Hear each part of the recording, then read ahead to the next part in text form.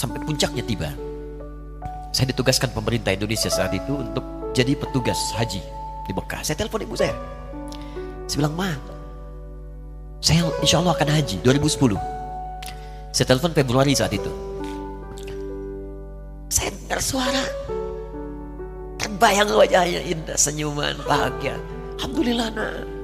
Kapan berangkat? Tahun ini insya Allah. Saya bilang, dan saya tidak akan pernah berangkat kecuali mama pun akan berangkat. Terdengar nada pesimis tapi senyum. Dari mana katanya? Allah akan kasih, saya bilang. Saya sedang bekerja berusaha karena Allah. Mustahil Allah akan sia-siakan.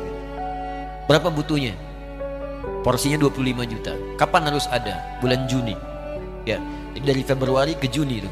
Ya, Juli bukan Juni, Juli. Ya, jadi saya masih ingat bulan 7 5 bulan itu. Saya ibu Pak, nabung saya. Saya beli tabungan, saya niatkan untuk ibu saya haji. Bulan Juli masih setor 25 juta. Jadi semua tabungan masukin situ.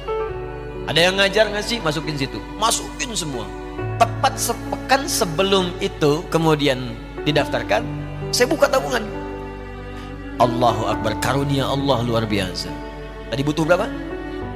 25 juta. Begitu dibuka, Masya Allah, 1 juta.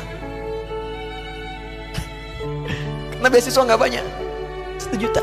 Tapi 3 hari sebelum daftar, entah dari mana ibu-ibu pengajian di KBRI datang. Ustadz, ibu katanya mau haji juga ya? Ustadz mau haji ya? Ibu ikut ya? Sudah nggak usah dipikirin, nanti kami yang pikirkan semuanya. Tiba-tiba dikirim, bayar porsinya di sana, dapat koper paling besar. Bayangkan, tadinya kopernya belum datang, telepon lagi, nak, koper belum datang katanya. Saya bilang, Ma, tenang aja, apa hajinya nggak jelas ini? Tidak jelas, saya bilang, insya Allah. Ya. Nah, cuman beritanya berbeda. Begitu saya telepon lagi, Ma, gimana bisa? Nah, telah keluar pengumumannya. Kapan, Ma? 2013. Loh, kan saya haji 2010, nggak bisa, harus 2010. Lihat kalimat ibunda saya. Nah, jangan pernah mengambil hak orang lain. Allah kasih 2013, Alhamdulillah. Saya bilang, Ma, kita tidak harus mengambil hak orang lain, tapi kita meminta kepada Allah yang memanggil kita. Boleh jadi Allah akan berikan tambahan kuota pada tahun ini. Doa lagi, minta, datang ke masjid. Tiba-tiba ada sidang oki di Istanbul saat itu, keputusan 1.000. Setiap ada 1.000 muslim, 1 kuotanya. Saat itu Indonesia dapat tambahan 22.000, termasuk ibu saya ada di situ. Ya, acara malam Al-Qadar 27 Ramadan, malam masih ingat betul. Saya jadi MC dengan rektor pada saat itu. Saya nggak pernah bawa handphone, tiba-tiba handphone itu saya bawa. Berbunyi kemudian telepon itu.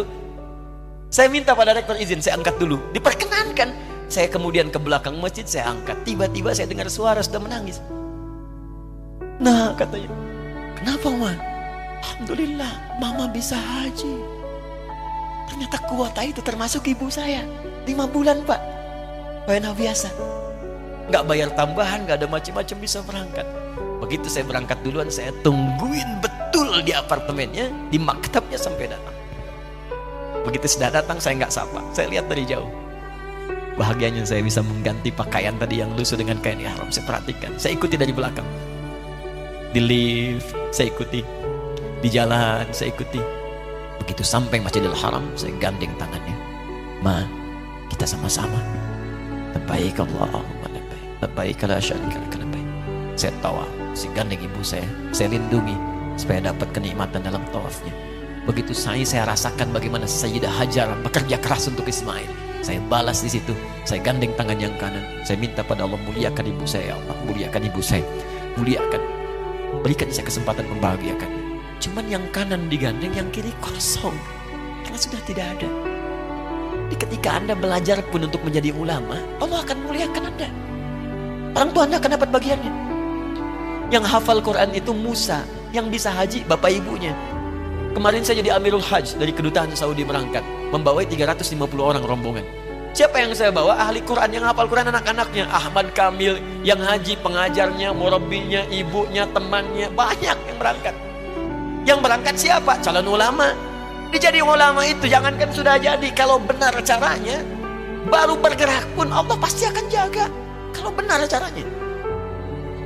Di satu pertanyaan tadi, pilih mana orang soleh atau ulama? Jangan pisahkan.